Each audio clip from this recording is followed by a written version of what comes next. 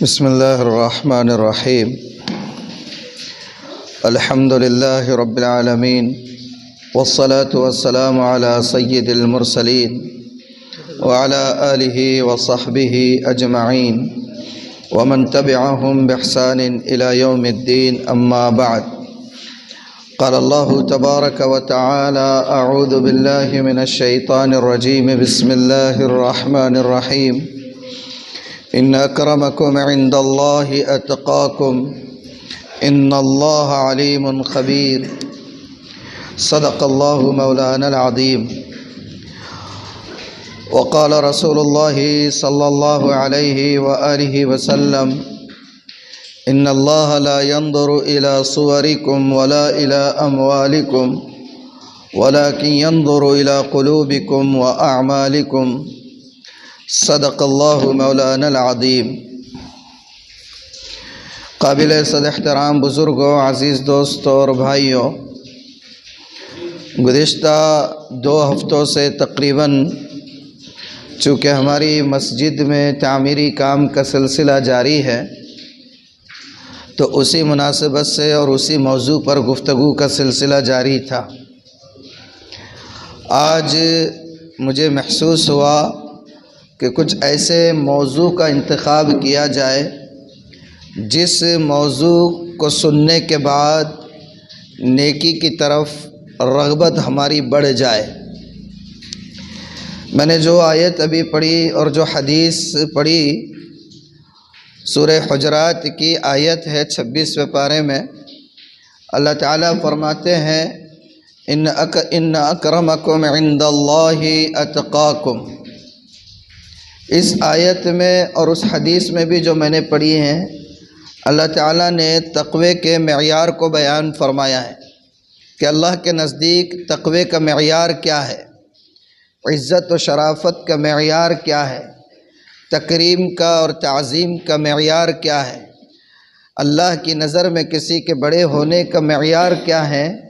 اللہ نے اس آیت میں بیان فرمایا، اور جو حدیث میں نے پڑھی اس میں بھی اللہ کے رسول صلی اللہ علیہ وآلہ وسلم نے عزت و شرافت اور تکریم و تعظیم کے معیار کو بیان فرمایا. چنانچہ اللہ تعالیٰ فرماتے ہیں: ان اکرمکم عند اللہ اتقاکم. اللہ کی نگاہ میں تم میں سب سے زیادہ محترم اور اللہ کی نظر میں سب سے زیادہ تعظیم والا تم میں وہ شخص ہے جس کے دل میں خوف خدا ہو، اللہ کا ڈر ہو، جو ہمہ وقت اللہ کا خوف اپنے دل میں لیے رہتا ہو. اللہ کے نزدیک ایسے بندے زیادہ محبوب ہیں. ظاہری شکل و صورت کا اچھا ہو جانا کافی نہیں ہے. ظاہری شکل و صورت، ظاہری حلیہ اور انسان کے ظاہری اعضاء و جوارح وہ چاہے کتنے ہی اچھے ہو جائے، اگر دل میں خوف خدا نہ ہو، دل میں اللہ کا ڈر نہ ہو، آخرت کی فکر نہ ہو، حلال و حرام کی تمیز نہ ہو، جائز و ناجائز کا خیال نہ ہو، اچھے اور برے کے فرق کو سمجھتا نہ ہو، تو ایسا شخص ہزار ظاہری شکل و صورت کے باوجود اللہ کے یہاں کوئی مقام یا عزت نہیں پا سکتا ہے. اللہ کے نزدیک تکریم کا، تعظیم کا، شرافت کا، احترام کا، مقام کا معیار اللہ کا ڈر ہے، ظاہری شکل و صورت نہیں. حسن صورت چند روزہ، حسن سیرت مستقل. حسن صورت چند روزہ، حسن سیرت مستقل. اس سے خوش ہوتی ہیں آنکھیں، اس سے خوش ہوتا ہے دل. حسن سیرت سے انسان کے دل کو خوشی ملتی ہے. حسن صورت سے چند روزہ حسن ہوتا ہے، ایک عمر ہوتی ہے، ایک مرحلہ آتا ہے کہ انسان کے چہرے کی تازگی اور شادابی، رعنائی اور دل فریبی یہ ہوا ہو جاتی ہے. ایک عمر ہونے کے بعد وہ رعنائی باقی نہیں رہتی ہے، چند روزہ ہے. اس سے انسان کی آنکھوں کو تو خوشی ہوتی ہے، لیکن اخلاق سے انسان کے دل کو خوشی ملتی ہے. تو اللہ نے اور اس کے رسول صلی اللہ علیہ وآلہ وسلم نے اللہ کے نزدیک بڑائی کا معیار اللہ کے ڈر اور خوف کو بتایا ہے. ایک حدیث ہے جس میں اللہ کے رسول صلی اللہ علیہ وآلہ وسلم نے چند ایسے خوش نصیب افراد کا تذکرہ کیا ہے جو کل قیامت کے دن، جس دن زمین بالکل چٹیل ہو جائے گی، پہاڑ ختم ہو جائیں گے، دریائیں ختم ہو جائیں گی اور سارے زمین کا نظام درہم برہم ہو کر رہ جائے گا، اور بالکل ایک چٹیل میدان کے اوپر جو ہے حشر برپا ہوگا، ویسے ماحول میں اللہ کے رسول فرماتے ہیں کہ چند خوش نصیب افراد ایسے ہوں گے جو اللہ کے عرش کے سائے میں ہوں گے، انہیں اللہ کے عرش کا سایہ نصیب ہوگا، جبکہ اللہ کے عرش کے سائے کے علاوہ کوئی اور سایہ نہیں ہوگا کہیں پوری روئے زمین کے اوپر، اللہ کے عرش کے علاوہ کوئی سایہ نہیں ہوگا۔ چند خوش نصیب افراد ایسے ہوں گے جو اس دن اللہ کے عرش کے سائے میں ہوں گے۔ تو ان میں پہلا خاص بات یہ ہے کہ ہو سکتا ہے آپ نے یہ حدیث سنی بھی ہوں گی، اور بہت ممکن ہے کہ آپ کو پتہ بھی ہوگا کہ وہ کون خوش نصیب لوگ ہیں جو اللہ کے عرش کے سائے میں جن کو سایہ نصیب ہوگا۔ ممکن ہے آپ نے سنا ہو، ممکن ہو آپ کے پڑھنے میں آئی ہو بات، لیکن اصل بات جو غور کرنے کی ہے وہ یہ ہے کہ ہم یہ دیکھیں کہ وہ 7 افراد میں ہمارا نام شامل ہے یا نہیں ہے، ہم ان میں موجود ہیں یا نہیں ہیں، یا ہم ابھی تک ان 7 خوش نصیب افراد کے زمرے میں جگہ پانے میں ناکام رہ سکے ہیں۔ اس پر غور کرنا ہے۔ آج تو سوشل میڈیا کا دور ہے، بہت ساری باتیں انسانوں کو یوں ہی معلوم ہو جاتی ہیں، معلومات کافی نہیں ہے جب تک کہ اس پر عمل نہ ہو۔ تو دیکھنا یہ ہے کہ ان خوش نصیب افراد میں ہمارا نام ہے یا نہیں ہے۔ بہرحال پہلی قسم کے لوگ جن کے بارے میں اللہ کے رسول صلی اللہ علیہ وآلہ وسلم نے فرمایا کہ وہ عرش کے سائے میں ہوں گے، وہ کون ہے؟ حکمران۔ کیسا حکمران؟ انصاف کرنے والا حکمران، ظالم کو ظلم کے ذریعے یا ظلم کی وجہ سے اس کے کیفر کردار تک پہنچانے والا حکمران، مظلوم کو انصاف دلانے والا حکمران، اپنے رعایا کے حقوق کی نگہبانی کرنے والا حکمران۔ ایسا حکمران جو ہوگا وہ عرش کے سائے میں ہوگا، ایسے وقت میں جب عرش کے سائے کے علاوہ کوئی سایہ نہیں ہوگا۔ اور حکمران جو ہوتا ہے وہ کون ہوتا ہے؟ ایک حکمران تو ملک کا ہوتا ہے جس کی حکمرانی کا دائرہ پورے ملک کے اوپر ہوتا ہے، ایک حکمران ہوتا ہے جس کی حکمرانی کا دائرہ اس کا گھر ہوتا ہے، ایک حکمران ہوتا ہے جس کی حکمرانی کا دائرہ اس کی اولاد ہوتی ہے، کوئی حکمران ہوتا ہے جس کی حکمرانی کا دائرہ اس کے ماتحت اور اس کے ہاتھ کے نیچے کام کرنے والا عملہ ہوتا ہے۔ تو حکمران کا مطلب یہ نہیں ہے کہ سیاسی حکمران اور پولیٹیکل لیڈر ہی حکمران ہو یا مونارک ہو اور کوئی بادشاہ ہو، بلکہ حکمرانوں کے دائرے الگ الگ ہیں۔ ایک ملک کا حکمران ہے، شوہر اپنے گھر کا حکمران ہے، بیوی اپنے اولاد کی حکمران ہے، باس اور مالک اپنے ملازمین اور اپنے ماتحت کام کرنے والوں کا مالک ہے۔ ہر ایک حکمران جو اپنے ماتحتوں کے ساتھ، اپنی رعایا کے ساتھ انصاف کا معاملہ کرے، اللہ کے رسول فرماتے ہیں وہ کل قیامت کے دن اللہ کے عرش کے سائے میں ہوں گے۔ سبحان اللہ۔ اور آپ کو بتاؤں کہ صحابہ کرام نے یہ ساری باتوں پر عمل کر کے دکھایا ہے، صحابہ کرام نے عمل کر کے دکھایا ہے۔ انصاف کے معاملے میں اگر ان کو اپنی جان کا نقصان ہوتا تو گوارہ نہ کرتے، جان جاتی تو چلی جائے، مال جاتا تو چلا جائے، اولاد کا نقصان ہوتا ہو جائے، ایسٹ اور سرمایہ برباد ہوتا ہو جائے، اللہ کی اطاعت میں اور رسول کی اطاعت میں کوئی فرق نہ آنے پائے۔ صحابہ کی زندگیوں کا معیار یہ تھا۔ حضرت عمر بن عبدالعزیز رحمہ اللہ، آپ نے نام سنا ہوگا، حضرت عمر بن عبدالعزیز کو 5ویں خلیفہ راشد کے طور پر یاد کیا جاتا ہے۔ ان کے زمانے کی بات ہے کہ قتیبہ بن مسلم، ایک بہت بڑے تابعی ہیں یہ بھی، انہوں نے سمرقند کو فتح کیا تھا۔ سمرقند کی آبادی عیسائیوں پر مشتمل تھی، قتیبہ ابن مسلم نے سمرقند کو فتح کیا۔ سمرقند کے جو عیسائی تھے ان کا جو بڑا پادری تھا، اس پادری نے اس وقت کے امیر المؤمنین حضرت عمر ابن عبدالعزیز کے نام ایک لیٹر لکھا، اور اس میں یہ بات لکھی کہ سمرقند کو آپ کے سپہ سالار قتیبہ بن مسلم نے فتح کیا، اور فتح ہونے کے بعد مسلمانوں کی حکومت یہاں پر قائم ہو چکی ہے، لیکن ہماری شکایت یہ ہے کہ آپ مسلمانوں کا طرز حکومت جو ہے یا کسی بھی ملک پر حملہ کرنے کے جو آپ کے اصول اور قوانین ہیں، سمرقند کو فتح کرنے کے سلسلے میں ان اصول اور قوانین کی پابندی نہیں کی گئی ہے۔ پہلا طریقہ کار جو ہم جانتے ہیں آپ مسلمانوں کے بارے میں، وہ یہ ہے کہ آپ کسی بھی ملک کو فتح کرنے سے پہلے انہیں اسلام کی دعوت دیتے ہیں۔ ہمیں اسلام کی کوئی دعوت نہیں دی گئی ہے۔ اگر کوئی اسلام قبول نہیں کرتا ہے تو انہیں جزیہ قبول کرنے کی دعوت دی جاتی ہے کہ آپ جزیہ دو، ٹیکس دو اور اس ملک کے اندر رہو، ہم تمہارے اوپر کوئی دست درازی نہیں کریں گے۔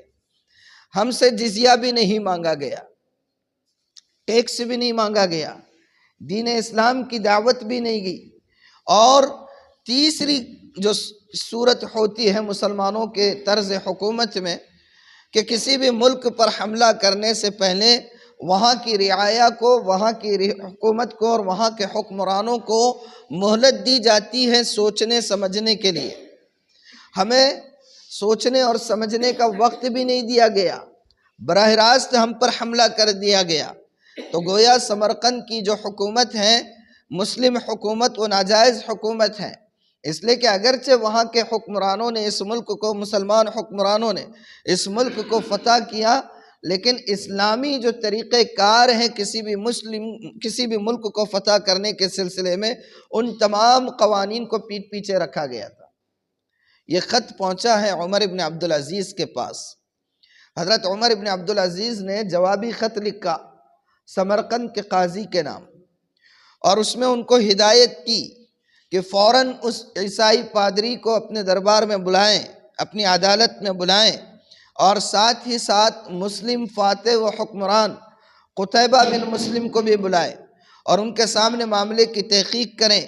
اگر عیسائی پادری جو باتیں کہہ رہا ہے وہ باتیں بالکل صحیح ہیں تو مسلمان حکمران کو چاہیے اور مسلم لشکر کو چاہیے کہ میرا خط پہنچنے اور آپ کا فیصلہ ہونے کے 2 سے 3 دن کے اندر سمرقند کو خالی کر دے۔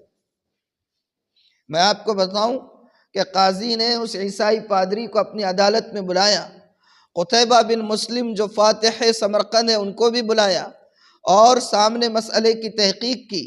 پادری نے کہا کہ آپ کے جو 3 اصول ہیں ان میں سے کوئی ایک اصول بھی ہم پر جو ہے لاگو نہیں کیا گیا، نہ ہمیں اسلام کی دعوت دی گئی، نہ ہم سے جزیہ لینے کی پیشکش ہمیں دی گئی، نہ ہمیں جو ہے سوچنے سمجھنے کا وقت دیا گیا، براہ راست ہمیں بغیر کسی اطلاع کے حملہ کر دیا گیا۔ قاضی نے قتیبہ بن مسلم سے اس واقعے کی تحقیق چاہی تو معلوم ہوا کہ بالکل ایسے ہی ہوا۔ تو قاضی نے امیر المؤمنین کے 2 بول کی وجہ سے یہ فیصلہ دے دیا کہ قتیبہ بن مسلم اس ملک کو فوراً پورے اسلامی لشکر کے ساتھ خالی کر دے۔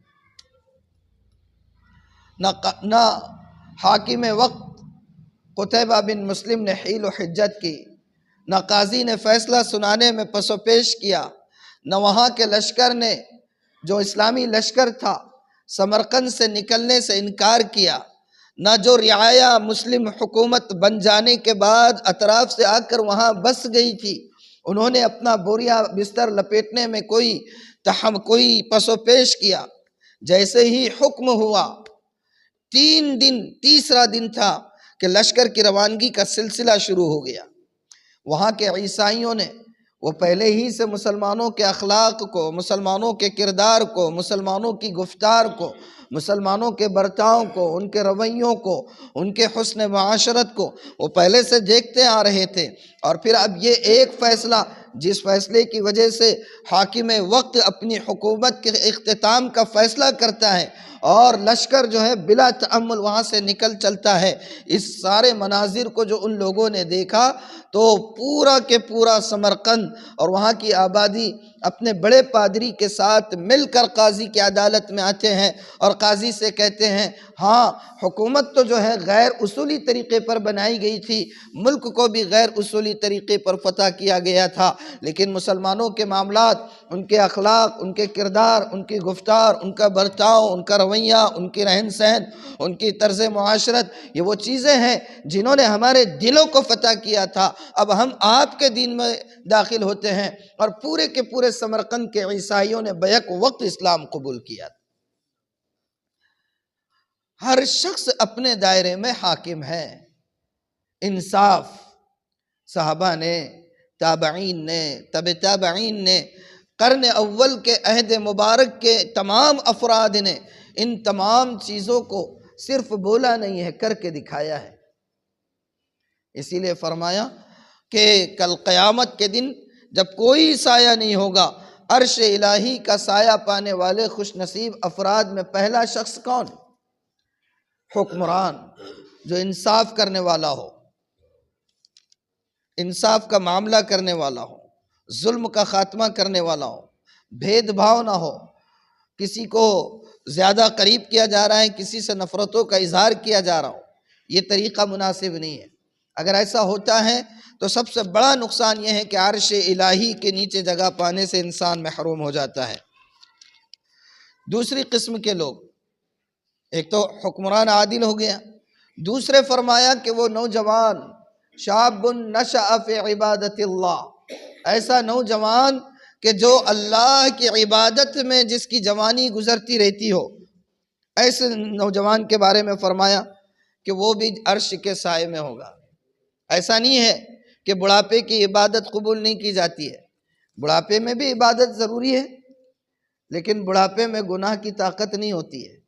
بڑھاپے میں انسان کے پاس گناہ کے اسباب و وسائل کم ہو جاتے ہیں، اعضاء و جوارے جواب دے جاتی ہیں، ہڈیاں جو ہیں وہ چرچرانے لگتی ہیں اور چٹکھٹانے لگتی ہیں، اٹھتے ہوئے جو ہے گھٹنے پر ہاتھ رکھنا پڑتا ہے اور کھڑے ہونے کے بعد کمر پر ہاتھ رکھنا پڑتا ہے۔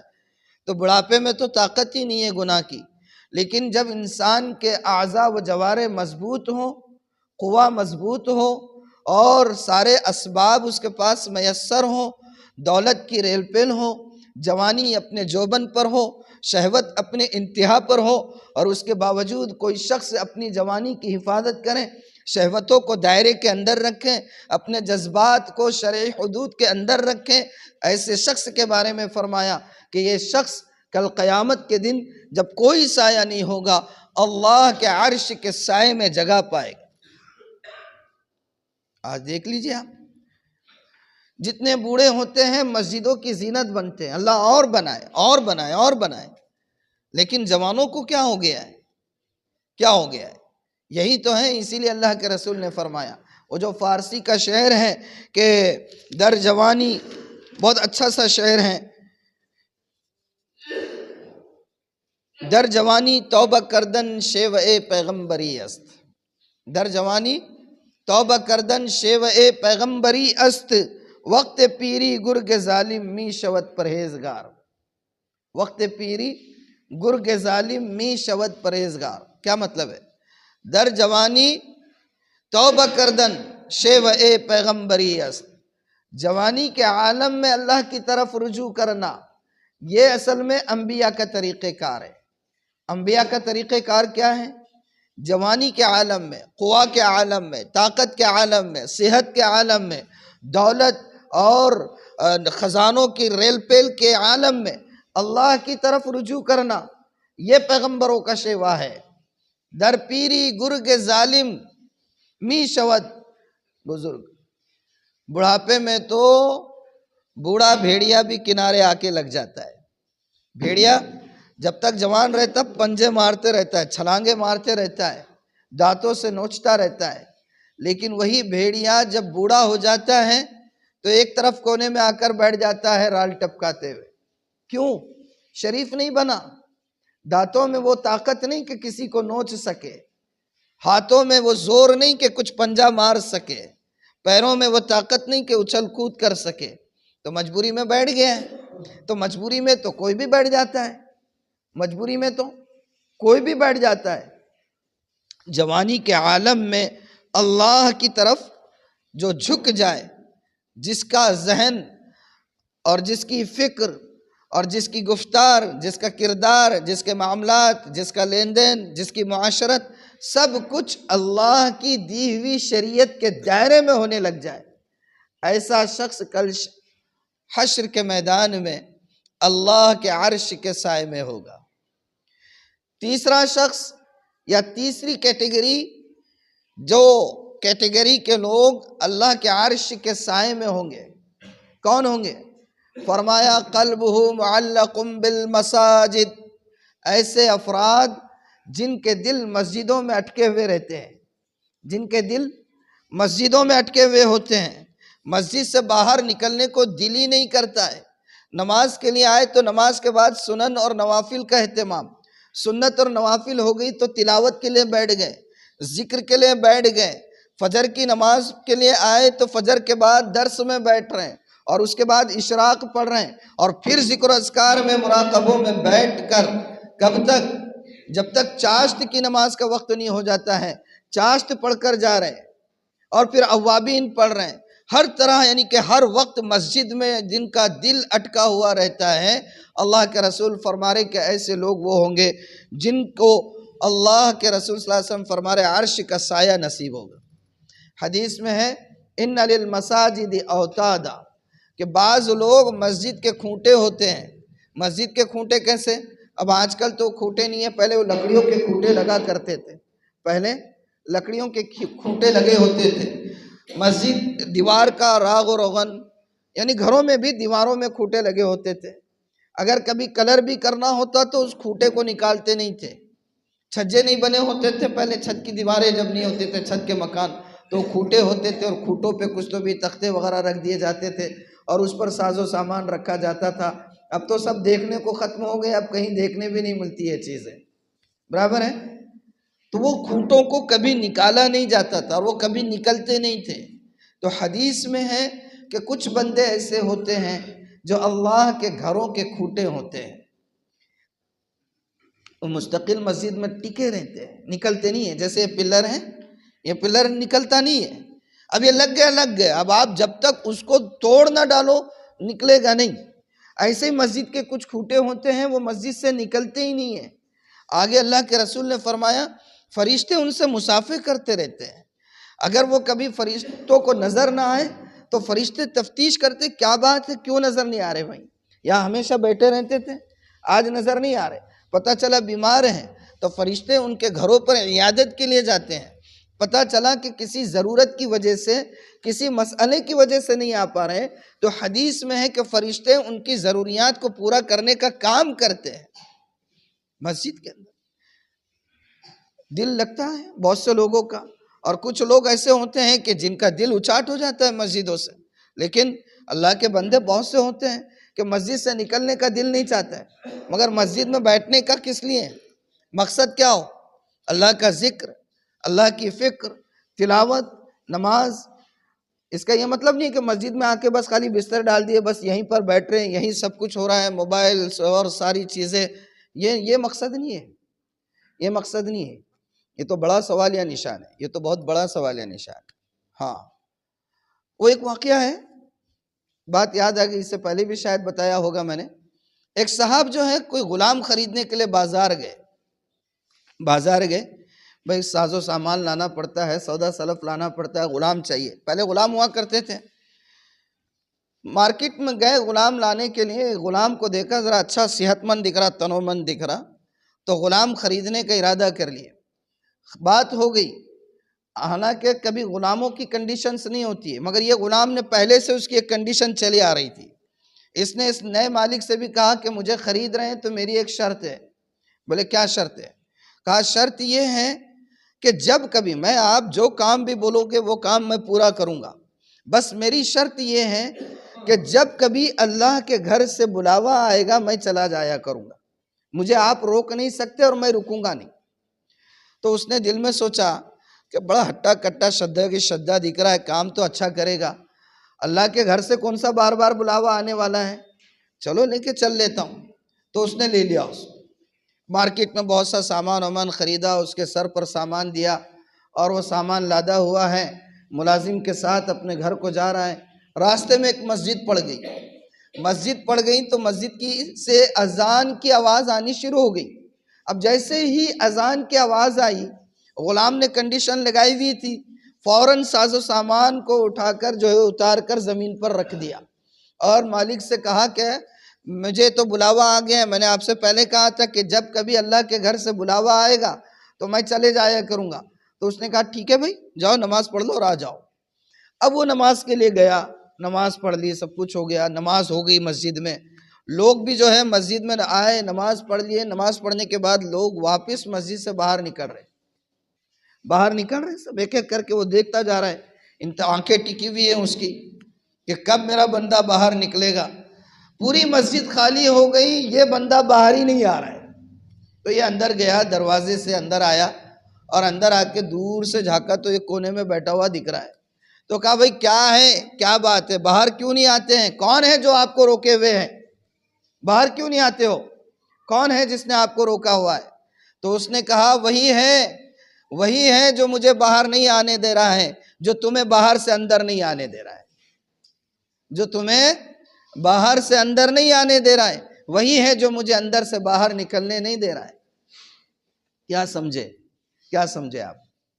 بھئی ہمیں جو شخص پسند ہوتا ہے، جو ہمارے دل کے قریب ہوتا ہے، جن سے ہمارے تعلقات اچھے ہوتے ہیں، جن سے ہماری الیک سلیک ہوتی ہیں، جس کی شرافت پر ہمیں اعتماد ہوتا ہے، ہم اسی کو تو اپنے گھر انوائٹ کرتے ہیں نا، کہ ہر ایرے غیرے نتو خیرے کو آپ دعوت دیتے رہتے، آجا بھائی چل، آج جو ہے تو ذرا بریانی بنانے لگا تو آجا تو بھی، اور ٹھیک ہے یہ گٹکا اٹکا جو اس وقت تھک کے آ جانا۔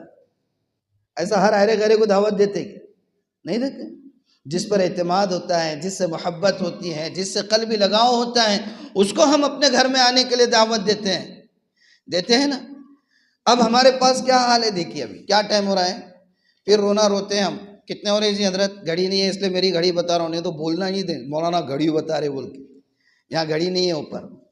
43 ہو رہے، کتنے ہو رہے؟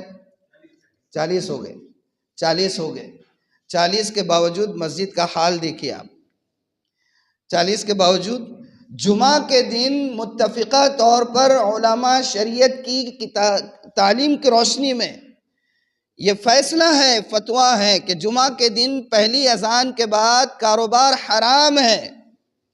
جمعہ کے دن پہلی اذان کے بعد کاروبار حرام ہے۔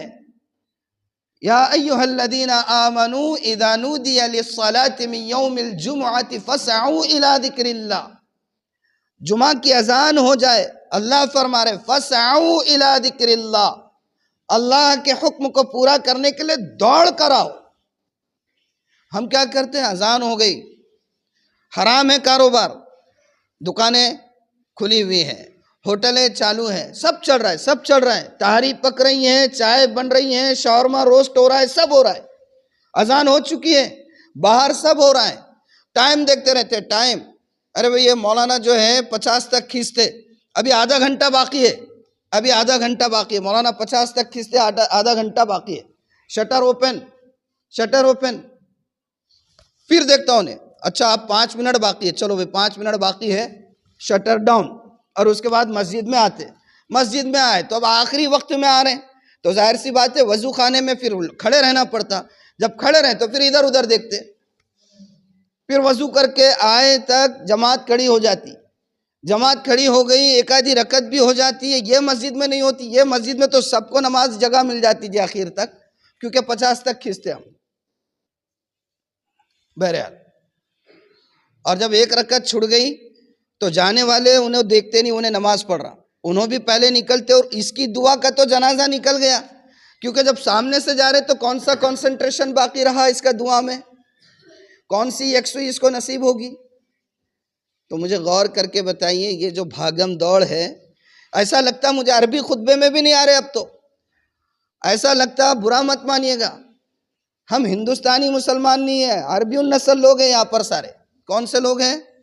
عربی النسل لوگ ہیں، جن کو صرف عربی سمجھ میں آتی، اردو سمجھ میں نہیں آتی، کیونکہ اگر اردو سمجھ میں آتی تو اردو خطبے میں رہتے، عربی سمجھ میں آتی اس لیے عربی خطبے میں آتے، اردو سمجھ میں نہیں آتی کہ جس میں اللہ کے احکامات بیان کیے جا رہے ہیں، شریعت کے احکامات بیان کیے جا رہے ہیں، فضائل بیان کیے جا رہے ہیں، مسائل بیان کیے جا رہے ہیں، حالات کے تناظر میں رہنمائی کی جا رہی ہیں، مسجد بن رہی تو مسجد کے فضائل، اور ملک میں کچھ ہو رہا ہے تو اس کے متعلق بات. مگر یہ سب سنتے تھے کب؟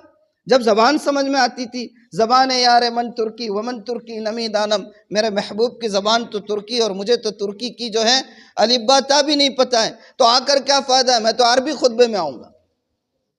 آپ دل پر ہاتھ رکھ کر بتائیے، اگر ہم اللہ کو محبوب ہوتے تو کیا ہمارا رویہ یہ ہوتا؟ ہاں، اسی لیے فرمایا اللہ کے عرش کے سائے میں کون؟ اللہ کے عرش کے سائے میں کون؟ جس کا دل مسجد میں اٹکا ہوا ہو، جس کا دل مسجد میں اٹکا ہوا ہو.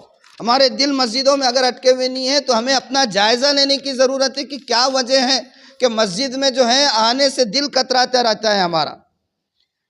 اللہ حفاظت فرمائے. یہ علماء، یہ مسجدیں، یہ خانقاہ ہیں، یہ تبلیغی جماعت، یہ اجتماعات، یہ کتابی تعلیم کے حلقے، اور اسی طرح آپ کے گشت کا نظام، یہ سب کیا ہے؟ یہ لائٹ ہاؤس ہے، روشنی کے مینارے. لائٹ ہاؤس ہے، ان سے روشنی ملتی ہے، ان سے جی کتراتے ہم لوگ. علماء سے دور، مسجدوں سے دور، خانقاہوں سے دور، مدرسوں سے دور، تبلیغی اجتماعات سے دور، اور کتابی تعلیم کے حلقوں سے دور. یہ سب کیا ہے؟ یہ جو لائٹ ہاؤس ہے، جو روشنی کا نظام ہے، جہاں سے روشنی ملتی وہاں سے دور بھاگتے. تو ملے گا کیسے؟ اللہ والوں کی صحبت اور اللہ والوں کے ساتھ جڑے رہنا بہت ضروری ہے. بھائی مجھے کوئی فائل آپ کو بھیجنی ہے اگر، اور میرے پاس نیٹ نہیں ہے تو میں کیا بولتا ہوں؟ میں کیا کہوں گا آپ سے؟ میں آپ سے کہوں گا کہ بلوٹوتھ آن کیجئے. آپ جو ہے ہاٹ اسپاٹ یا بلوٹوتھ جو بھی ہے وہ آن کرتے ہیں، اور ڈیوائس اگر قریب ہو تو دونوں کنیکٹڈ ہو جاتے ہیں، اور کنیکٹڈ ہونے کے بعد ادھر کی فائل ادھر، ادھر کی فائل ادھر ہوتی ہے یا نہیں ہوتی ہے؟ حالانکہ ڈیوائس مرج نہیں ہو جاتے ہیں، دونوں کے ڈیوائسز مرج نہیں ہوتے ہیں. وہ ایک مستقل ڈیوائس ہے، یہ ایک مستقل ڈیوائس ہے. ہاٹ اسپاٹ کے ذریعے یا بلوٹوتھ کے ذریعے سے صرف کنیکشن ہو گیا. شرط یہ ہوتی ہے کہ اس کا جو رینج کا جو دائرہ ہے اس دائرے کے اندر دونوں ڈیوائس ہو، اور کنیکشن جب مل گیا تو ساری چیزیں منتقل ہوتی ہیں. ادھر کی فائل، ادھر کی پکچرز، ادھر کی ویڈیوز، ادھر کی سارے ڈیٹا جو ہے آپ ٹرانسفر کرتے ہیں. کبھی آپ نے کوشش کی اللہ والوں کے دل سے دل ملانے کی، ان کی صحبت اختیار کرنے کی؟ اجتماعات میں، کتابی حلقوں میں، درس قرآن میں، جمعہ کے بیانات میں اتنا فری کا پلیٹ فارم موجود ہے اس امت کو، خاص طور پر بھارت کے مسلمانوں، وداؤٹ اینی سینسرشپ ہر بات آپ تک ہم کہہ سکتے ہیں، اپنے دل کا سوز بھی آپ کے سامنے رکھ سکتے ہیں، امت کے حالات کا مداوع بھی آپ کے سامنے رکھا جاتا ہے، شریعت کی کتاب کی باتیں بھی آپ کے سامنے پیش کی جاتی ہے. لیکن ہمارے دل ہے کہ مسجدوں میں اٹکتے نہیں ہیں. مسجدوں کو آباد کیجئے. مسجدیں اچھی بن رہی ہیں، کام کرنے والے کر رہے ہیں. ہمارا حال یہ ہے، میں تو یہ سمجھ رہا تھا کہ جس وقت ہماری مسجد کا تعمیر کا کام شروع ہوا، لوگ جو پہلے کے معمول کے جو مصلی ہیں وہ ایک بھی کم نہیں ہونا چاہیے تھا. میں آپ کے حوصلوں کو پست نہیں کر رہا ہوں، میں آپ کو غلط بھی نہیں کر رہا ہوں، آپ کا غلط عمل ناجائز نہیں ہے اگر آپ کہیں اور نماز پڑھ رہے ہیں. لیکن عزیمت کس کو کہتے ہیں؟ عزیمت بھی تو کوئی چیز ہوتی ہے. اللہ کی راہ میں تھوڑی سی مشقت اگر بڑھ جائے تو اجر کتنا بڑھے گا کچھ پتا ہے؟ مسجد ہماری ویران کر کے ہو کر رہ گئی ہے. عصر میں، مغرب میں، عشاء میں، فجر میں، بالکل ایسے سمجھ رہے ہیں کہ مسجد کا تعمیر کا کام شروع ہو گیا تو مسجد جو ہے تو شہید کر دی گئی، نعوذ باللہ. ایسا تو نہیں ہے. جو مصلی ہمارے ہمیشہ کے ہیں، ان دنوں میں جس وقت مسجد میں کام چل رہا ہے، مسجد کی آبادی کو کم نہیں ہونے دینا ہے. ہو سکتا ہے کام اور 2 ہفتے تک چلے گا، لیکن مسجد تو آباد ہے. مسجد اللہ کا گھر ہے، اس کو تو آباد رکھنا ہے. ہمیں کریں گے انشاءاللہ. دلوں کو مسجد سے جوڑیے، علماء سے جوڑیے، اور یہ جو نظام ہے جتنے لائٹ ہاؤس میں نے بتایا ان سے جڑیے. یہ قیامت کے آثار شروع ہو رہے ہیں. ساری قوتیں آپ کو حاشیے پر کرنے پر یہ تلی ہوئی ہیں. ایسے حالات میں تقاضا یہ ہے کہ زیادہ سے زیادہ ربط علم، علماء اور دین کی خدمت کرنے والے بزرگوں سے رکھنا چاہیے. اللہ تعالی ہم تمام کو اپنے عرش کا سایہ نصیب کریں۔ وآخر دعوانا الحمدللہ رب العالمین۔